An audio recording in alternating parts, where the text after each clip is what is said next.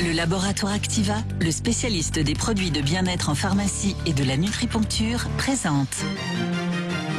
Sud Radio, devenir plus utile, DJF Hautebert, Alexandre Priam. C'est le nouveau rendez-vous du mercredi soir sur Sud Radio, devenir plus utile. Avec vous, DJF Hautebert, bonsoir. Chaque semaine, on vous aide à optimiser votre utilité dans tous les domaines. Eh ben oui, Alexandre, bonsoir à tous. On va allier l'utile à l'agréable cette année en privilégiant l'utile au futile pour guider les auditeurs de Sud Radio sur les chemins de l'utilité et aussi apporter notre pierre à l'édifice. Oui, et l'utilité, qu'est-ce que c'est ? On se pose parfois la question. C'est le principe que toute action doit être acceptée ou désavouée. D'ailleurs, selon ça, a tendance à augmenter ou diminuer le bonheur des parties en présence. Et le thème du jour, c'est le sens et l'utilité au travail. Eh oui, c'est la rentrée, donc on va se poser des questions. Bien sûr, on s'en pose, oui. On en a beaucoup. Les questions qu'on se pose, on est en train de revenir en voiture, on est en train de se délasser, de délasser ses chaussures. Ou déjà dans le canapé. Voilà, si on a une cheminée devant sa cheminée, et là on se pose des questions. Est-ce que mon travail est utile ?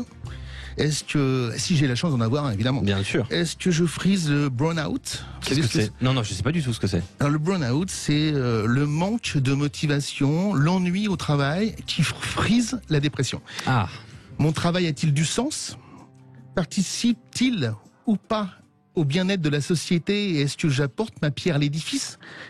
Y a-t-il un décalage entre mes aspirations et la réalité du travail que j'ai fait dessus ? C'est important, oui. Et si je fais le constat d'exercer un travail inutile et qui me rend malheureux, comment faire pour y remédier ? Et ce sont des questions très importantes, des réponses que nous allons explorer avec Franck Chéron. Bonsoir Franck. Bonsoir. Vous êtes consultant expert en ressources humaines chez Deloitte. Vous êtes aussi l'auteur d'une étude avec le site Viadeo intitulée Sens du travail, sens interdit.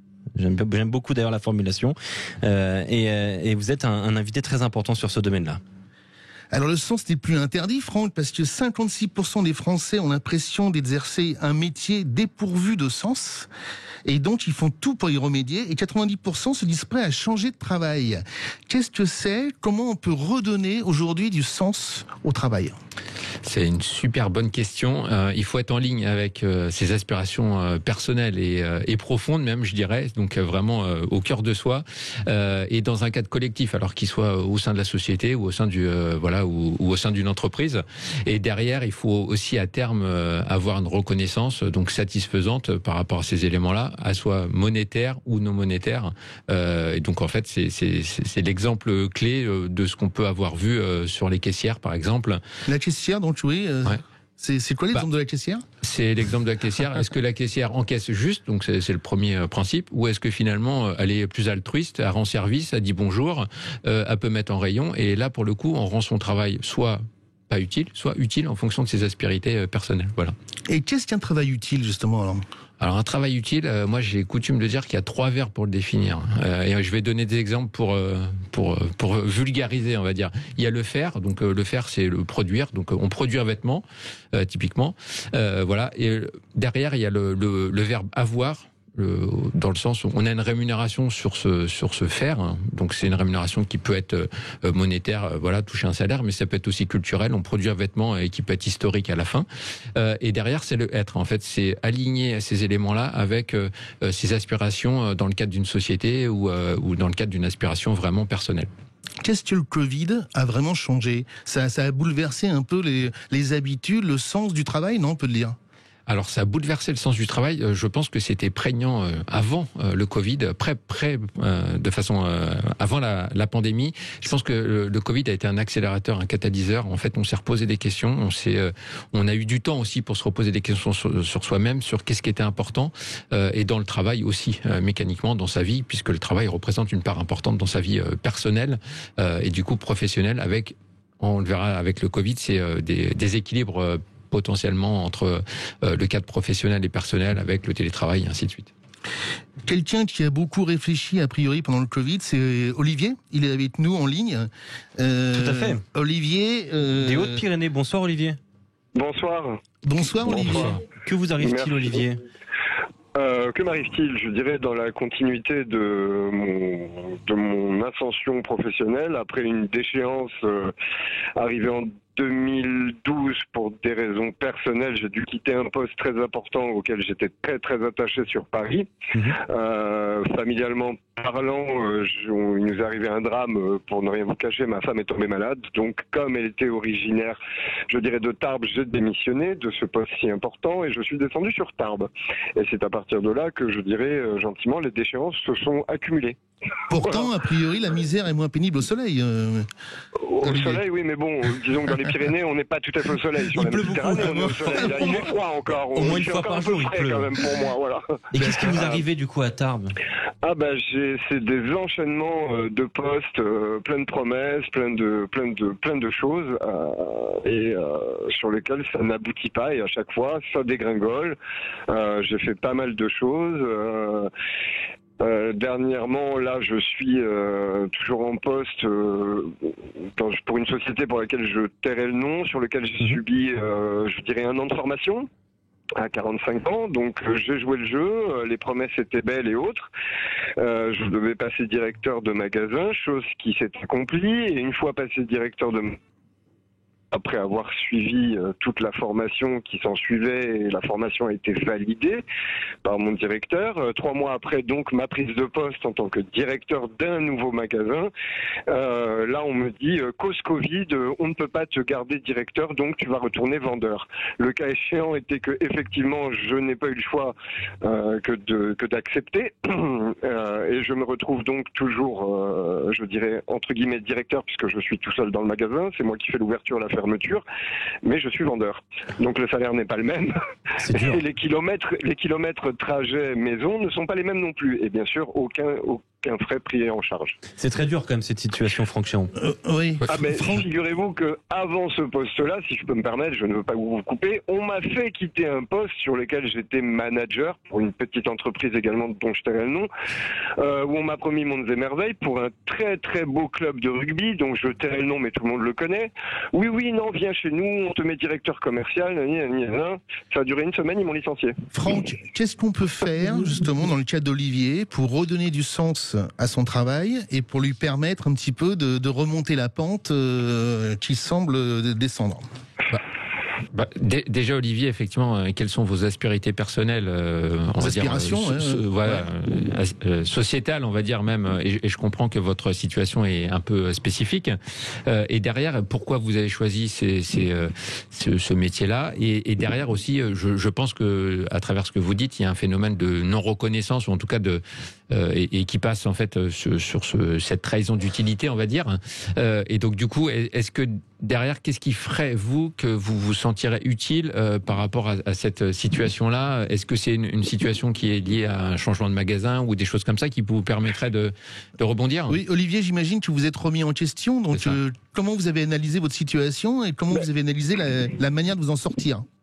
Pour être très honnête, par rapport au poste que moi j'occupais avant de redescendre sur les Hautes-Pyrénées, c'est-à-dire donc j'étais à Paris, je suis originaire de Paris, mes aspirations professionnelles étaient acquises et je me disais qu'avec mon expérience aussi bien de management que de leadership, que de tout ce qu'on voudra par rapport à la profession que j'exerçais, sur lequel je gérais de très très grosses équipes et sur lequel je passais vraiment, mon métier était ma passion, je veux dire sur les Hautes-Pyrénées, on m'a fait énormément de promesses qui n'arrivent pas à la hauteur de ce que j'inspire être.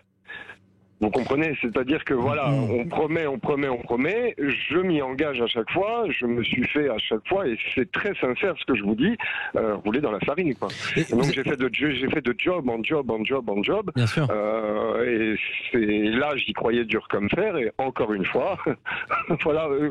Techniquement, je suis encore le directeur, je dirais, parce que je suis tout seul, je fais l'ouverture, la fermeture, j'accueille seul, et voilà. Mais j'ai le salaire d'un vendeur. Oui, DGF. Excusez-moi, Alexandre, je vais demander, est-ce qu'il y a souvent à Franck, est-ce qu'il y a souvent des décalages comme ça entre les aspirations qu'on a et la réalité des faits? Et c'est dû à quoi? Alors, je pense, et ça permet de faire le lien aussi avec ce que disait le monsieur, c'est la différence entre le travail qui on va dire, qui est théorique ou prescrit et le travail réel. Et je pense que là, il y a un phénomène où il faut effectivement enclencher le le dialogue, on va dire, avec son employeur et sa société pour comprendre effectivement ce sentiment de mal-être entre les deux et trouver un terrain d'arrangement pour que effectivement tout le monde trouve son terrain d'entente derrière. Et donc, je pense que c'est souvent la différence entre les deux. Ouais. Olivier. On est bien d'accord. Moi, les dialogues, je les ai eus. Le poste pour lequel j'avais postulé était celui de directeur de magasin, qu'on soit bien d'accord, chose que je suis devenu et que je suis resté que 3 mois sous réserve. Mon patron me dit, à cause du Covid, on a eu des pertes, à cause des fermetures du magasin, donc on ne peut pas te garder en tant que directeur, le salaire est trop élevé. Il est clair, je peux le comprendre, que 200 € de différence entre un vendeur et un directeur, oui, c'est vrai que c'est énorme. Donc je pense plutôt qu'on a trouvé la bonne pomme et qu'on s'est dit, sur lui, on va faire des frais, on va pas faire de frais et puis on va le garder comme il est. Olivier, voilà. Vous qui avez composé le 0826... Je l'ai dit à mon patron, je lui ai dit. Vous qui avez appelé le 0826 300 300, Olivier des Hautes-Pyrénées. Oui. Quand on regarde ce livre qui est la base de tout, hein, Quotient d'utilité, devenons chaque jour plus utile, de vous, des JF aux éditions Guy Daniel. Ouais. Voilà, on le montre tout simplement. C'est gentil, merci. Il y a un moment, il y a une question très importante, optimiser son QU dans son travail. D'utilité, oui, tout à fait. Ouais. Mais là, dans cette situation-là, des JF, comment on fait pour essayer d'augmenter ce quotient d'utilité quand on se sent aussi inutile que se sent notre auditeur Olivier aujourd'hui? Eh ben la remise en question, évidemment, comme le disait Franck, la remise en question, une remise rabattre les cartes, essayer d'identifier la source des problèmes. Quand je dis la source, c'est la vraie source. Et puis consulter autour de soi ses amis, les gens qui vous inspirent, pour essayer de trouver ensemble une solution. Je pense que le côté ensemble est très important. On doit s'appuyer sur les autres quand on est dans le manque de sens, dans le manque d'identité. Je ne sais pas si vous en pensez, Franck. Totalement en ligne. En fait, je pense que le sens au travail, il y a une perception individuelle dans un monde collectif, et la solution passe forcément par une somme de discussion individuelle qui fait qu'à la fin on rejoint le collectif ou on s'en éloigne en fonction de ce qu'on veut faire après.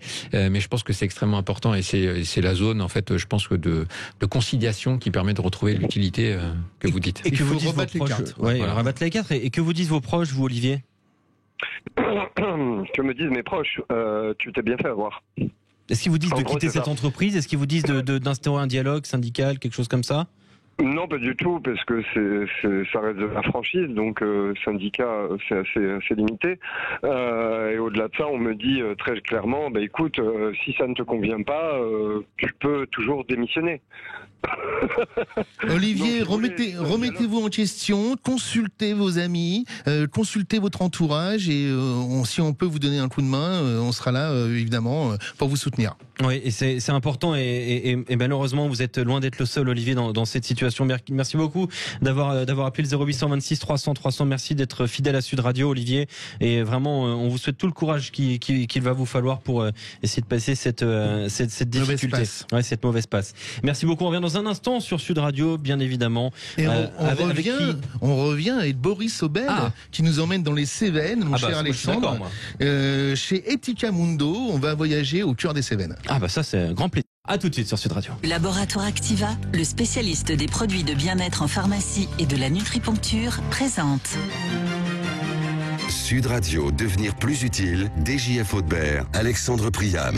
Avec toute l'équipe Sud Radio, devenir plus utile, votre nouveau rendez-vous du mercredi soir. On est toujours avec Franck Chiron, consultant expert en ressources humaines chez Deloitte, auteur d'une étude sur le site Viadeo intitulée Sens du travail, sens interdit. Mais nous allons bientôt accueillir un deuxième invité, DJF. Mais avant ça, quelques conseils pour trouver du sens à son travail. Oui, alors, allez, vous allez faire vous êtes boulanger. Bah, j'adore ça. Vous êtes boulanger. Et me tentez pas, par contre. Voilà, je sens que vous pourriez être tenté. Il m'en faut pas beaucoup. On sent bien. Donc vous êtes boulanger, et une fois par mois ou une fois par semaine, vous avez un EHPAD à côté de chez vous. Vous leur apportez un gâteau que vous avez confectionné aux intentions des pensionnaires. Bah oui. Et là, vous aurez leur sourire, et là, vous aurez les remerciements, et ça donnera un sens à votre travail supplémentaire plus que celui de s'être levé évidemment à 5h du matin déjà, c'était déjà du sens. Bien Vous sûr. êtes boucher? Bah pourquoi pas. Pourquoi pas après Tant tout, qu'à faire. hein? Vous êtes boucher, vous aimez la bonne viande, Oui. j'imagine. Ah bah oui. Et vous êtes boucher, vous avez des os à la fin de la semaine, beaucoup on dit des os ou des os, je sais jamais. en fait. Bon, je sais jamais Hein non On plus. peut dire les deux, je Et pense. là, Voilà. vous les offrez à la SPA locale pour les pauvres chiens abandonnés. Voilà, beaucoup de solutions comme ça. Vous êtes garagiste. Tant Vous qu'à avez faire. un, Allons-y, moi vous j'ai avez toutes un les ami. casquettes. Voilà, vous avez un ami chômeur. On sent qu'il n'a pas beaucoup d'argent pour faire les réparations. Vous lui offrez ces réparations pour qu'il puisse trouver un travail plus facilement en se déplaçant pour les offres d'emploi. Ça, c'est le petit supplément d'âme de l'utilité qu'on peut tous exercer. Ça coûte pas grand-chose et c'est juste une action d'altruisme et de cœur. Au niveau de la société, parce qu'il faut aussi parler au niveau de ce qu'on peut faire dans la société qui nous emploie, on peut manger comme dans le placard quand Daniel Auteuil est tout seul. Oui. Hein, il mange tout seul. On peut manger avec celui avec lequel on ne mange jamais, par exemple. On peut essayer de partager sa passion, son talent. Si on est guitariste, peut-être proposer à la direction qu'on fasse un petit concert une fois qu'on a fini de travailler, ou qu'on On fasse. sent que l'ouverture aux autres est importante. Ouais. L'ouverture aux autres, le partage de ses compétences, c'est très important pour l'utilité. Et d'ailleurs, tout ça, ça passe par la passion. Et un vrai passionné, c'est notre prochain invité. Oui, effectivement, on est avec Boris Sobel. Bonsoir Boris. Bonsoir. Vous avez vécu plusieurs vies, comme beaucoup de gens. Vous avez été dans une School of Management. Aujourd'hui, vous êtes le fondateur d'Etica Mundo dans les Cévennes, au Vigan. Au Vigan. On dit à Le Vigan, Boris, ou au Vigan, on sait jamais en fait. On a l'habitude de dire au Vigan. Bon, bah, on va dire au Vigan alors. Bon, alors on dit au Vigan. Alors, Boris, comment définissez-vous Etica Mundo et où vous accueillez dans votre centre niché dans la forêt cévenole les participants de toute génération en mal de sens ou en quête de solutions pour trouver des futures pistes professionnelles? Oui, totalement. On accueille tout âge et des personnes qui arrivent à la base avec des situations très correctes, qui ont un bon niveau d'études, qui ont eu de jolis postes dans des belles sociétés et qui en fait souffrent profondément d'une question de sens. Et comme c'est des personnes instruites et qui se sentent privilégiées, ça les déstabilise énormément. Et nous, à la base, on est un écolieu, on est passionné d'écologie et on essaie de trouver des solutions pour trouver un équilibre entre notre quotidien très pratique, très matériel et le sens qu'on veut donner à notre vie avec l'écologie. Et donc, on va éplucher des légumes, on va privilégier des toilettes sèches plutôt que des toilettes à eau, ce qui demande un petit entretien, on va cultiver le jardin, on va réparer des murets en pierre sèche, on va travailler le bois, faire des enduits en terre, etc. En fait, donc, les personnes qui viennent chez nous, juste pour finir, vont vraiment aller à la base du contact avec la nature et ça va éveiller chez eux, ou du moins les aider à éveiller chez eux leur nature profonde, revenir à des choses très simples. Et du coup, ça les aide à poser ce qui est utile et essentiel pour eux et tout ce qui est futile. Et ils repartent avec des bonnes bases, avec beaucoup plus de sérénité pour engager en effet une autre voie professionnelle. Revenir aux choses simples pour mieux redémarrer. C'est un beau constat. Comment êtes-vous arrivé à Etica Mundo, Boris? Comment avez-vous créé? Pourquoi avez-vous eu cette idée? Alors, ça vient de quelque chose de très personnel. Mon papa a décidé quand j'avais 20 ans de se donner la mort. Donc forcément, déjà c'est une situation choquante. Et à 20 ans, ça m'a bousculé. Bien sûr. Par rapport à pourquoi ce geste. Et du coup, j'ai vraiment priorisé le sens à ma vie pour être heureux, plus que pour être riche ou plus que pour paraître. Et du coup, c'est là où j'ai considéré que la science de l'écologie était un fondement dans notre civilisation. Et à ma modeste échelle, j'ai essayé de trouver de la cohérence dans ma vie. Et comme j'aime bien apprendre et partager, j'adore la pédagogie, eh bien, cet écolieu a cette vocation de rencontre, de pédagogie et de réflexion sur le sens du bonheur. Voilà pourquoi Etica Mundo. Apporter du sens aux autres, ça vous rend plus heureux vous-même? Oui, clairement. D'abord, il y a un travail personnel à avoir pour avoir sa base, sa cohérence, sa stabilité. Donc, ce qui va me rendre le plus heureux, c'est de voir le sourire de mes enfants, me sentir bien avec ma compagne, avec mes amis, puisqu'on vit à plusieurs sur le lieu, et être dans cette cohérence, en tout cas pour ce qui me concerne, avec cette nature foisonnante des Cévennes. mais il y a pas à dire. De voir des gens arriver en détresse, qui ont un gros potentiel dans des entreprises et qui aujourd'hui trouvent que c'est un non-sens de travailler pour ces boîtes, alors que tout le monde, enfin, qu'il y a plein de talents dans ces boîtes, et les aider à redémarrer, à retrouver la flamme dans ses yeux, et puis qu'après, quelques mois après, ils disent finalement j'ai démissionné et je me lance pour faire boulanger, par exemple, parce que ça arrive. Et faire des gâteaux pour l'EHPAD. Et faire des gâteaux, voilà, tout à fait. Ouais, ça remplit, quoi. On se dit non seulement je réalise ma vie, mais en plus je contribue à un sens à notre société, et bien sûr que ça rend très très heureux. Oui. Alors moi, ce qui m'a étonné aussi, c'est que il y a des salariés qui prennent des jours de vacances pour venir chez vous, pour observer avant peut-être de prendre la décision de changer de métier ou ils viennent voir comment ça se passe pendant leurs vacances. Ils viennent bosser pendant leurs vacances chez vous. Oui, alors bosser, le mot est fort bien sûr, mais en même temps, faut pas négliger que la campagne, c'est un certain rythme et qu'à partir du moment où on assume quitter un petit peu son ordinateur et les machines, il faut faire avec les mains. Alors, il n'y a pas un objectif de productivité, ce qui nous distingue du travail, mais en effet, on a des personnes qui viennent pendant leurs vacances, pendant leurs congés, finalement, se donner énormément physiquement. Et pour le clin d'œil, on a un jeune qui maintenant s'engage à l'année chez nous, sur place, et qui était chez Deloitte. Petit clin d'œil à Franck. Ah bah, et, vous êtes le prochain. Franck, bienvenue, vous êtes peut-être le prochain. Et en effet, je vais réserver. Et ce qu'il y a d'intéressant, peut-être pour répondre à Olivier tout à l'heure, c'est que la compétence qu'il développait chez Deloitte lui plaît toujours. En fait, il était dans le secteur des ressources humaines de Deloitte, et ça lui plaît beaucoup. Mais c'est vrai que la société évolue, il y a des enjeux comme le dérèglement climatique, la chute de la biodiversité, auxquels les grosses entreprises ont du mal aujourd'hui, parce que la mission même de l'entreprise n'est pas adaptée à cet enjeu. Et donc, il vient ici retoucher la base, repenser sa vie et voir comment cette compétence, il peut la mettre différemment à contribution. Franck, vous allez y aller parce que je sens que vous manquez un peu de sens, non ? Je vais réfléchir et puis je vais réserver du coup, effectivement. Soyez le bienvenu. Surtout pour les toilettes sèches, il va adorer, je pense. Boris, merci beaucoup. En tout cas, dernière question. Le premier contact avec les gens qui viennent chez vous, chez Ethicamundo, qu'est-ce que vous leur dites en arrivant ? À part bonjour. Déjà, bienvenue forcément, les mettre à l'aise par rapport à ça, les accueillir tels qu'ils sont. Souvent, les gens ont peur par rapport aux écolieux, qui est un côté très radical et presque sectaire, en fait, tu viens de la ville ou du monde de l'entreprise, du business, etc. Nous, tu viens comme tu veux, tu viens chercher ce que tu veux. Si c'est juste une observation, c'est juste une observation. On n'est pas là, nous, pour juger. On est là pour montrer que nous, on prend plaisir à faire ça, que c'est le sens de notre vie. Et si ça peut inspirer des personnes, des familles et des acteurs de notre société civile, on en sera vraiment très satisfait. Voilà. Bon merci beaucoup. Une question à poser. Moi j'ai une petite question. Quand vous accueillez des gens, Boris, est-ce que vous avez quel type de personnes qui viennent vous voir ? Est-ce que vous avez des gens qui ont fait le choix de venir parce que ils sentaient qu'ils en avaient besoin, ou des gens qui arrivent parfois aussi un peu en détresse, où justement on se posait cette question de l'utilité au travail, ils se retrouvent un petit peu, on va dire, désunis face à leur emploi, par exemple ?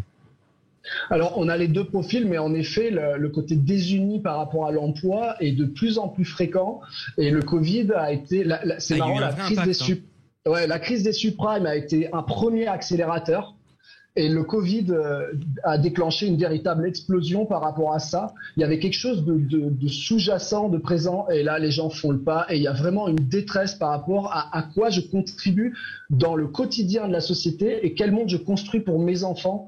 Et ça, les gens sont en détresse par rapport à ça. Au niveau du sens, vous avez accueilli il n'y a pas longtemps des réfugiés que vous avez mis en présence de scouts. Comment ça s'est passé ? C'est assez brièvement, parce qu'on n'a plus beaucoup de temps, mais encore 1 minute 30. Bon, comment s'est passée cette confrontation ? J'imagine qu'il y a eu beaucoup de sens, ça a été beaucoup d'émotions. Alors, il n'y a eu aucune confrontation, ça a été très coopératif. Enfin, quand je disais confrontation, de deux mondes. C'est de deux mondes, évidemment, bien sûr. Voilà, et donc oui, il y a eu cette rencontre entre les deux mondes, c'était vraiment super intéressant, notamment il y avait un Afghan qui avait travaillé la pierre sèche, et dans les Cévennes, alors la pierre sèche c'est omniprésent, et bien les sûr. Scouts étaient super intéressés par ce travail, et après ça a questionné tout le monde sur l'interculturalité, justement le sens du travail, à quel moment on est solidaire à quel moment on travaille, à quel moment faire ensemble pour contribuer à la société, à quel moment être salarié, être bénévole. Et tout ça, ça soulève des questions. Et je dirais peut-être pour conclure, nous, notre position, c'est est-ce que le travail, il va rester dans la caissière qui va en plus dire bonjour et se rendre disponible pour d'autres opérations, ou est-ce qu'aujourd'hui, il n'y a pas une autre forme de société à amener, comme à l'époque, il y a eu le Moyen-Âge, et puis on a amené la médecine, on a amené la compréhension beaucoup plus pointue du cosmos, et donc la recherche spatiale, et ça nous a motivés à de nouveaux secteurs. Et je pense et j'espère qu'aujourd'hui, la science de l'écologie amènera une refonte de territoire, une nouvelle forme d'engagement pour la société. Et je pense que c'est ça le vrai mot travail. C'est qu'est-ce qu'on fait pour nous tous ensemble. Et voilà. Et donc cette rencontre Afghan Scout, ça questionnait des gens déracinés et des jeunes qui justement étaient encore dans cet idéalisme des 20 ans, et c'était une très belle rencontre. Merci Boris. Merci beaucoup Boris. Voilà, super témoignage. Merci beaucoup aussi à Franck Giron qui était notre premier invité. Voilà, et Boris le deuxième. Et voilà, de devenir plus utile. C'est un grand plaisir. Merci à vous deux. On rappelle le livre de vous, DJF Faudbert, Le quotient d'utilité, où l'on retrouve les solutions pour devenir plus utile dans tous les domaines de l'existence. Voilà, chez Guitre et Daniel, je serai d'ailleurs en dédicace au Salon du Livre de Nice, chez nos amis niçois ce week-end. Ah bah oui. Et donc si vous voulez venir, je ferai un plaisir de vous dédicacer. À la semaine prochaine. Avant tout, je voudrais remercier Sud Radio d'être le premier média français à ouvrir sa porte à l'utilité. C'est la première émission utile. Quand je dis utile, c'est pas une émission utile, mais qui donne la place à l'utilité sur un média. Et moi aussi. Et merci à tous, et merci à tous ceux qui m'ont fait confiance. Merci à vous Alexandre, merci à Franck. Et avec grand plaisir. À la semaine prochaine. Et on continue évidemment sur Sud Radio, tous les programmes. C'est en direct dans un instant. Yvan Cujous reçoit Dan Akil.